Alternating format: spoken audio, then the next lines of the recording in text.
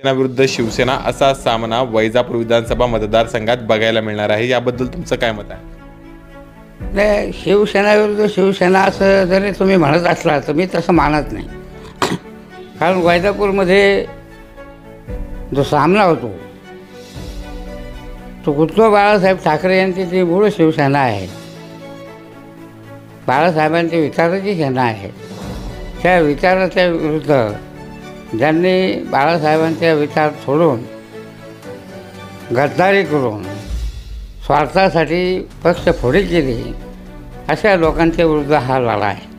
असं आहे, भाऊसाहेब पटेल चिकळगावकर हे काही विशिष्ट हेतू मला ठेवून शिवसेनेमध्ये आले होते.